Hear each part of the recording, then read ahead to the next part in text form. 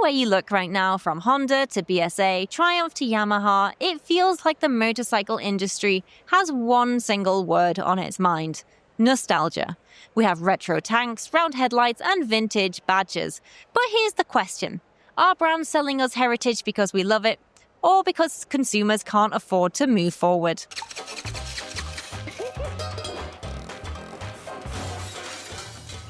This one was completely my fault.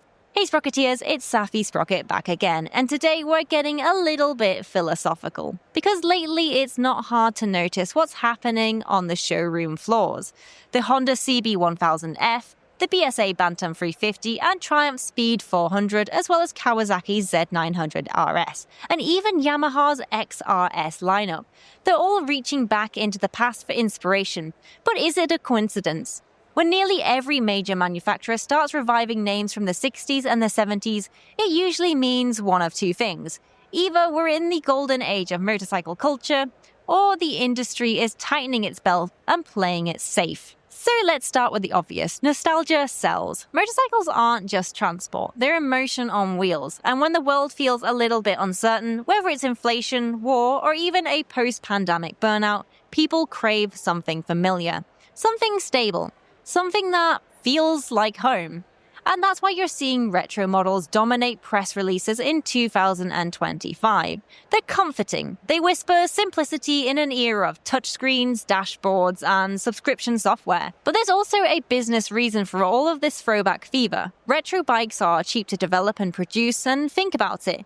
You can use existing platforms and give it a classic tank as well as a round headlight, and boom, you have an entire new model. And it's not just any new model. It taps into the emotion instead of R&D. And that's not me being cynical, that's pure business strategy. Now, when economies slow down and companies stop gambling, they lean on heritage because ultimately heritage already sells itself. So let's talk about the economic reality. So are we actually in a recession? Well, globally, we're hovering pretty close. Inflation has eaten into disposable income, interest rates are on the rise, and luxury spending, which includes new motorcycles, has softened dramatically. In simple terms, fewer people are buying brand new high-end bikes, and manufacturers know it. So what do? They pivot. They shift focus towards attainable emotion. And that's why we see affordable 350s, 400 and 500s everywhere. Now, manufacturers have realized something fundamental. In uncertain economies, volume saves brands. It's not about selling one superbike at £20,000, it's about selling 20 smaller bikes at £5,000 each.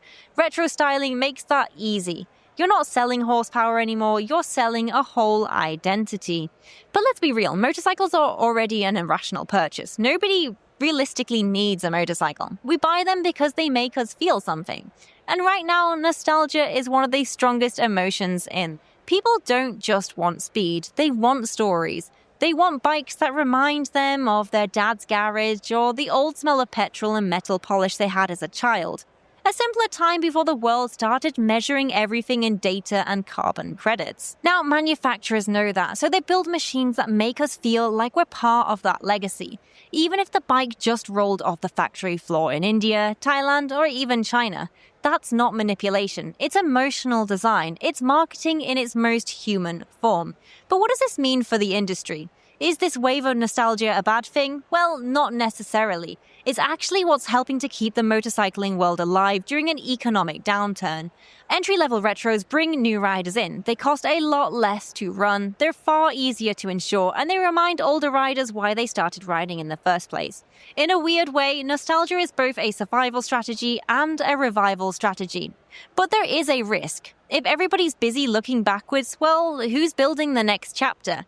Innovation doesn't stop because times are hard, but it does hide for a little while.